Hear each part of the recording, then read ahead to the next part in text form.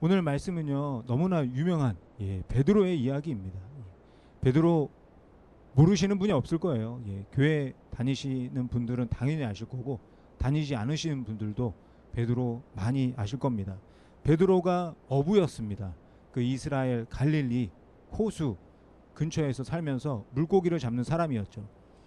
그런데 이 베드로의 형제 중에 안드레가 있었는데 안드레가 예수님을 만난 거예요.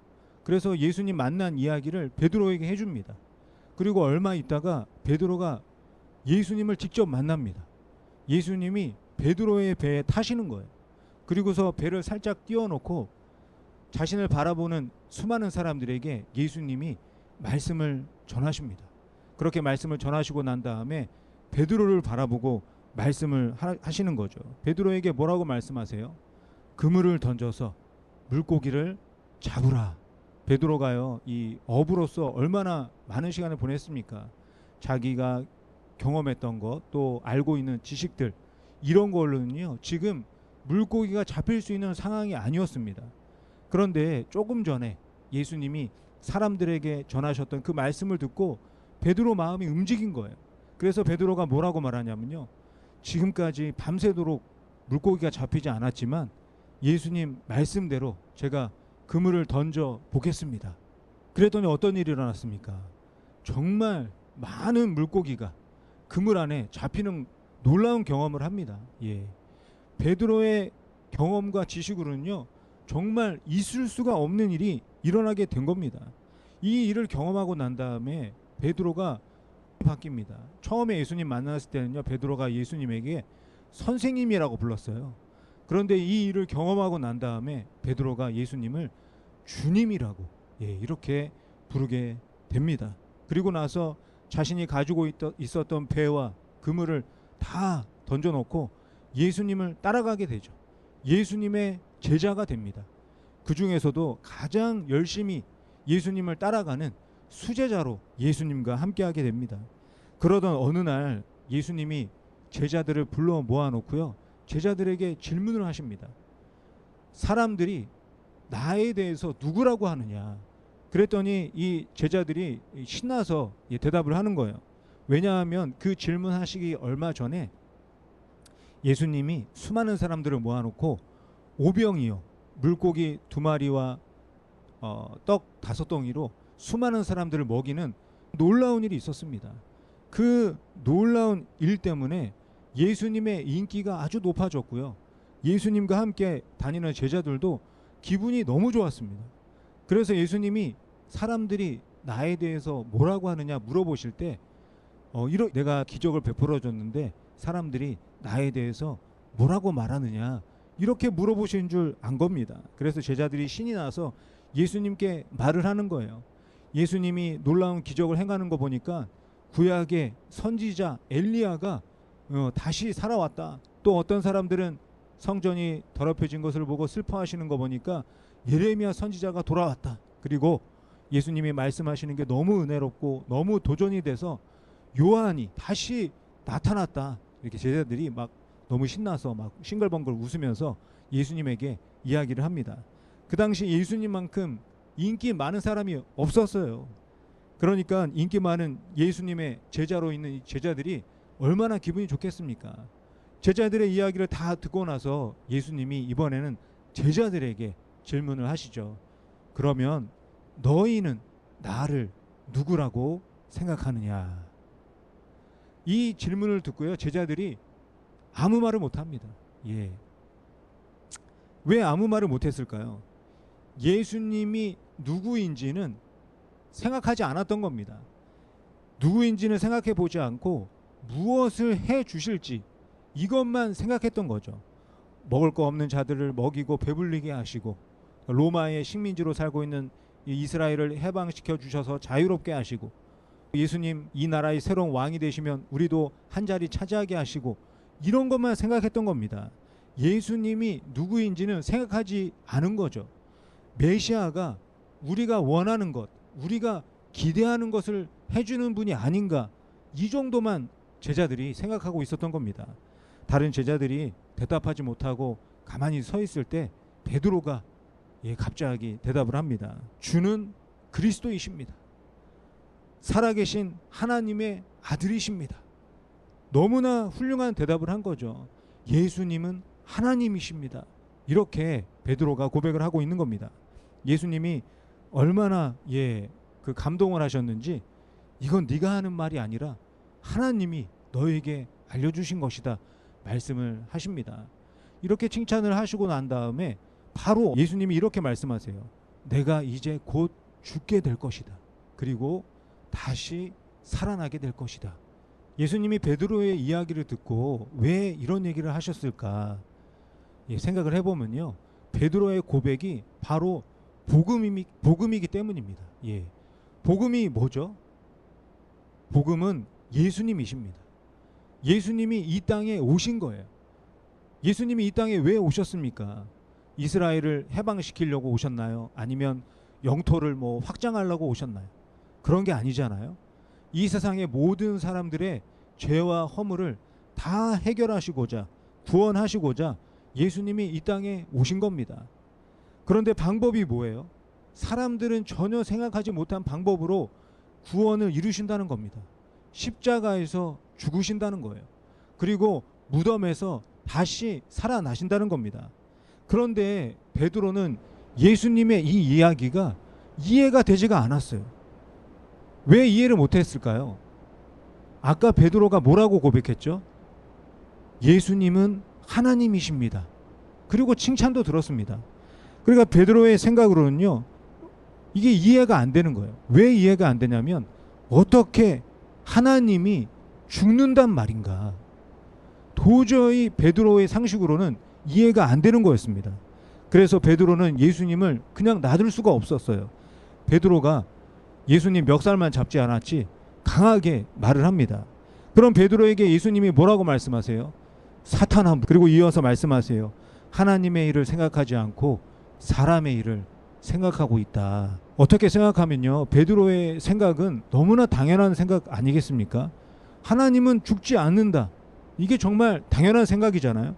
그런데 예수님은 하나님이신데 죽으러 오셨다고 말씀하고 있는 겁니다. 왜 죽으러 오셨을까요? 실수와 실패로 가득한 이 모든 사람들을 용서하기 위한 완전한 제물은요, 하나님밖에 없는 겁니다. 그래서 하나님이 육신을 입고 예수님으로 이 땅에 오시게 된 겁니다. 그런데 베드로는 하나님은 죽지 않는다, 하나님은 죽을 수 없다, 이것만 생각하고 예수님 앞에서 말을 하고 있는 겁니다. 예수님이 사탄아 물러가라 이렇게 말씀하실 정도인 것을 보면요, 베드로는 하나님의 생각을 하기보다 사람의 생각을 하고 있는 것이 너무나 분명했습니다. 정말 큰 실수를 하고 있는 것이죠. 그리고 나서 오늘 우리가 함께 읽은 말씀에서 베드로를 다시 보게 됩니다. 예수님은 대제사장에게 끌려갔다가 총독 빌라도에게 또 끌려가서 법정에 서게 됩니다. 그때 베드로가 몰래 예수님을 따라가는 거예요. 사람들이 알아차리지 못하게 살금살금 예수님을 따라갑니다. 예수님을 왜 따라갔을까요? 예수님이 하나님이신데 정말 죽으시는 걸까? 너무 궁금한 겁니다. 그래서 다른 제자들은 다 도망갔지만 베드로는 도망갈 수가 없었던 거예요. 그래서 몰래 그 자리를 따라가게 됩니다. 그런데 그 옆에 있던 사람들이 베드로를 알아보는 거예요. 너를 본 적 있는 것 같다. 예수님이 잡힐 때 네가 그 옆에 있었던 것 같다. 그러니 베드로가 얼마나 깜짝 놀랐겠습니까? 그 자리를 피합니다. 다른 곳에서 예수님을 지켜보는 거예요. 그런데 그런 베드로를 또 누군가 알아보고 이야기를 하게 됩니다. 그때 베드로가 큰 소리로 말을 하는 거죠. 나는 예수를 모른다. 나는 예수의 제자가 아니다. 나는 아무 상관없다. 그리고 그 자리를 피해서 도망가게 됩니다. 그때 닭이 울게 되는 거죠. 그러면서 예수님이 하신 말씀이 생각이 나는 겁니다. 네가 나를 모른다고 말할 것이고 그때 닭이 울 것이다. 닭이 2번 울었는지 3번 울었는지 그게 뭐가 중요하겠습니까? 지금 베드로의 귀에는요, 닭 울음소리가 들리는 게 아니라 예수님의 말씀이 계속해서 들리는 겁니다. 베드로는 또다시 엄청난 실수를 하고 있는 겁니다. 이 말씀이 요한복음에만 기록된 게 아니에요. 마태복음, 마가복음, 누가복음 다 기록되어져 있습니다. 베드로가 뭐 지금 훌륭한 일을 했습니까? 자랑한 만한 그런 일을 했나요? 그런 것도 아닌데 이 사복음서에 다 기록을 하고 있습니다. 그리고 이 요한복음은요, 더 자세히 기록을 하고 있어요. 대제사장에게 끌려갈 때, 빌라도에게 끌려갈 때 그 사이사이에 몰래 예수님을 바라보는 베드로의 모습을 다 기록을 하고 있습니다. 너무 자세하게 기록을 하고 있는 거예요. 베드로가 이걸 보면 얼마나 부끄럽겠습니까? 성경 한 군데 기록한 것은 그럴 수 있다고 생각합니다. 그런데 왜 이렇게 여러 군데 자세하게 이 베드로의 실수를 기록해 놓았을까요? 어떤 분들은요, 이건 베드로의 실수가 아니라 예수님의 실수다 이렇게 말하는 분들도 있습니다. 예수님이 사람 속을 다 아시는데 저렇게 부족한 베드로를 제자 삼았기 때문에 저런 일이 생긴 거다. 이건 베드로의 실수가 아니라 예수님의 실수다 이렇게 말하는 사람들도 있습니다. 왜 그런가요? 하나님의 생각보다 사람의 생각을 하고 있는 겁니다. 하나님이라면 능력도 있고 권세도 있으신데 반드시 살아서 성공하셔야지 왜 죽으신단 말인가? 베드로의 실수가 우리 모두의 실수는 아닌지 생각하게 됩니다. 베드로만 실수하겠습니까? 사람은 다 실수를 합니다. 실수하지 않는 사람이 어디에 있겠습니까? 많은 사람들이 베드로처럼 실수를 합니다. 신약시대에 베드로와 함께 사역했던 사도 바울도 실수를 했습니다. 예수님 믿는 사람들 쫓아가서요, 그 사람들에게 돌을 던지고 그 사람들을 죽였습니다. 베드로가 예수님 모른다고 말한 것보다 더 큰 실수를 저지르고 말았습니다. 그런 바울이 예수님을 만나고 선교를 떠나게 되죠. 그때 바나바와 함께하고 있었는데 바나바와 또 엄청나게 다투게 됩니다. 그래서 다시는 함께하지 말자 이런 큰 실수를 저지르게 되는 겁니다. 바울의 실수가 딱 2개뿐이겠습니까? 더 많은 실수가 있었을 겁니다. 구약에 등장하는 인물들도요, 아담과 하와를 생각해 보세요. 엄청난 실수로 구약의 이야기가 시작이 되고 있습니다.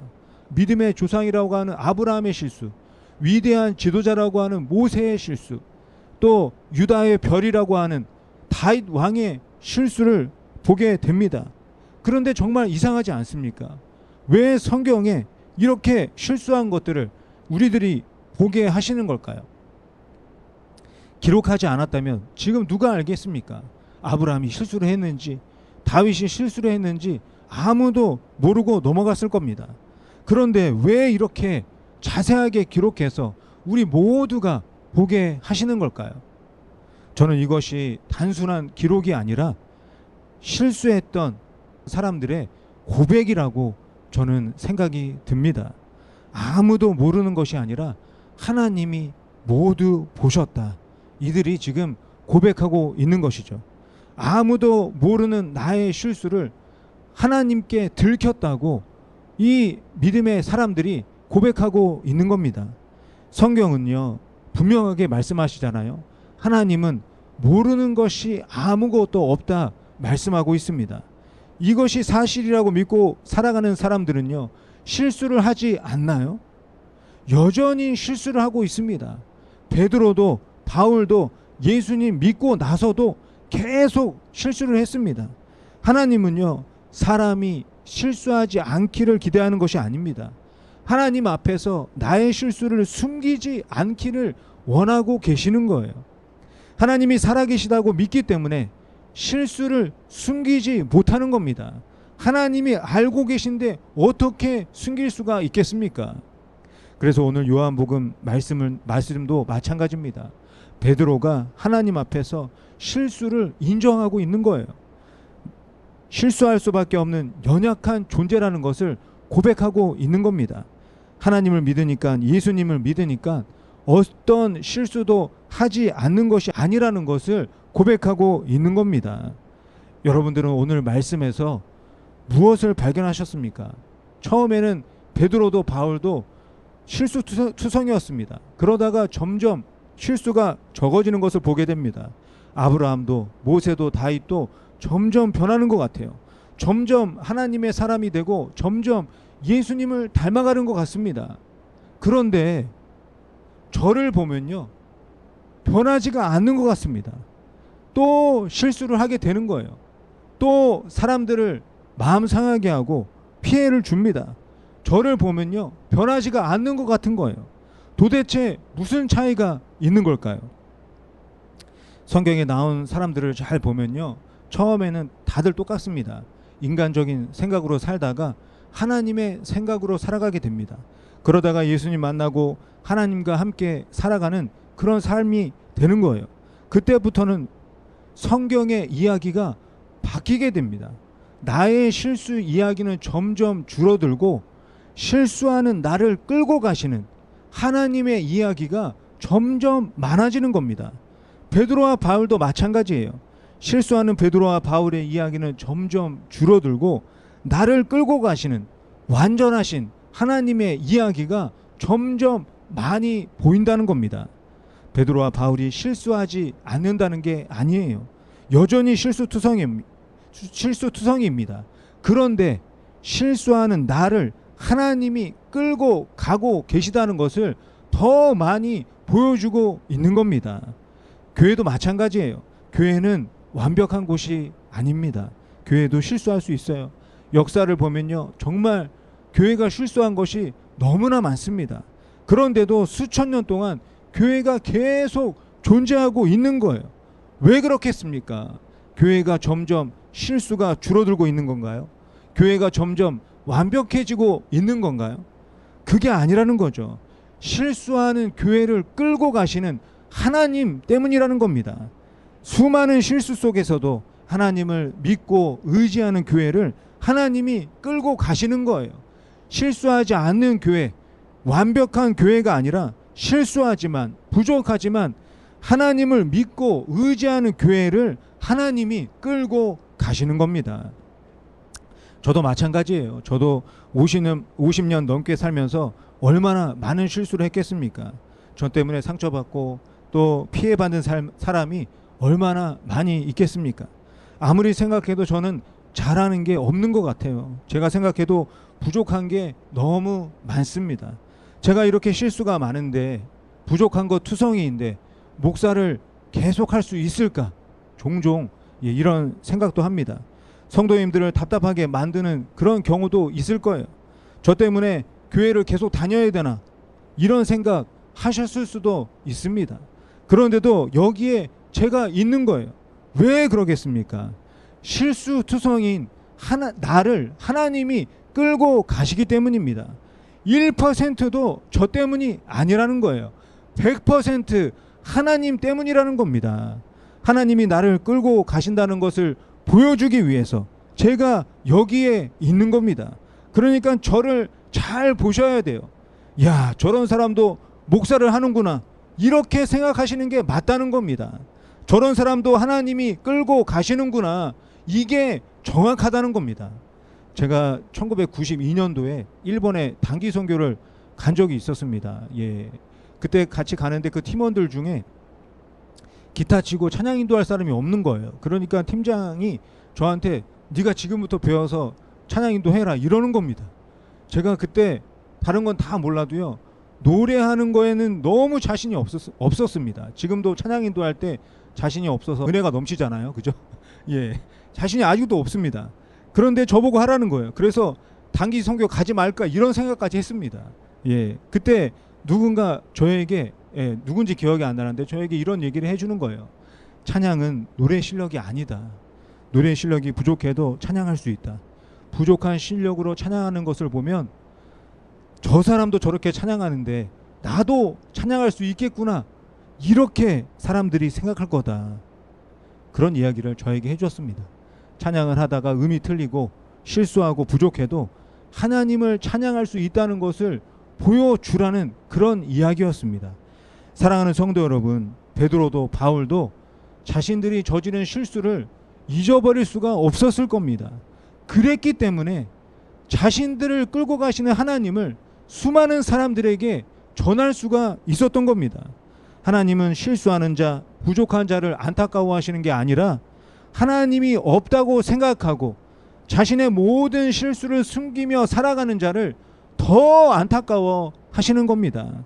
실수가 많고 부족한 것이 많아도 하나님을 믿으면서 살아가는 것이 하나님의 존재를 믿지 않고 모든 것을 잘하는 것보다 훨씬 낫다고 말씀하고 있는 겁니다.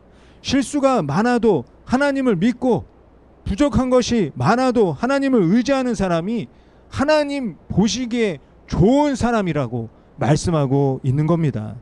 그래서 성경은요, 이렇게 수많은 실수를 다 기록을 하고 있는 겁니다.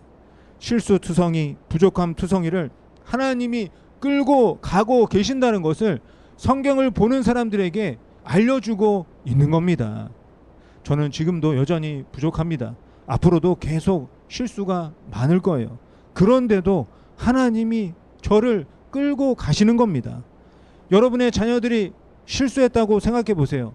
실수한 자녀들 바로 내쫓아 버립니까? 아니잖아요. 계속 끌고 가는 거예요. 실수와 부족함이 있어도 내가 사랑하는 아들이고 내가 사랑하는 딸이니까 잔소리를 해서라도 끌고 가는 겁니다. 마찬가지예요. 저는 부족하고 실수가 많지만 아버지인 하나님이 저를 끌고 가시는 겁니다. 제가 완벽해서 끌고 가는 게 아니에요. 하나님이 아버지이시기 때문에 저를 끌고 가시는 겁니다. 그렇다면 어디로 끌고 가시겠습니까? 성공의 자리로 끌고 갈까요? 아니면 실수에 대한 대가를 치르는 자리로 끌고 가시겠습니까? 저는 아니라고 생각합니다. 하나님은 저를 어디로 끌고 가실까? 하나님 아버지의 품으로 끌고 가신다고 믿습니다. 이걸 생각할 때마다 하나님께 더욱 죄송하고 더욱 감사하고 더욱 감동이 됩니다. 그래서 지금 제가 살아가고 있는 거예요. 부족하지만 실수가 많지만 그런데도 살아가는 겁니다. 하나님이 사랑하시기 때문에, 살아계신 하나님이 나를 끌고 가시는 이유가 하나님의 사랑이라는 것을 알기 때문입니다. 저는 교회가 이런 곳이라고 생각을 합니다. 실수가 많고 부족함이 많은 사람들이 찾아올 수 있는 곳이 교회라고 생각합니다. 완벽하고 성공한 사람이든 부족하고 실수한 사람이든 누구든지 찾아와서 하나님의 사랑으로 품어주는 교회가 되어야 된다고 생각합니다. 교회에 오셔서 변할 수도 있고 변하지 않을 수도 있습니다. 그런데 그건 상관이 없어요. 하나님은 그래도 변함없이 사랑으로 품어주시기 때문입니다. 저를 보세요. 변하지 않아도 하나님이 사랑으로 품어주시고 끌고 가십니다. 여기 오신 분들이 변하든 변하지 않든 하나님이 사랑으로 끌고 가신다는 이것 하나만 알게 되면 충분하다고 저는 믿습니다. 실수와 부족함이 많은데도 지금도 우리를 사랑으로 끌고 가시는 하나님을 꼭 만나시기를 바랍니다. 저를 보고 우리 교회를 보고 실망하셔도 괜찮습니다. 그렇지만 예수님을 보내주신 하나님은 여러분들을 만족시키기에 조금도 부족함이 없으신 분이십니다. 사랑으로 충분히 채워주실 수 있는 분이신 줄 믿습니다. 그 사랑을 발견하고 그 사랑 속에서 실수투성이도 끌고 가시는 사랑의 하나님과 함께 이 세상을 살아가는 저와 여러분이 되시기를 예수님의 이름으로 간절히 축원드립니다.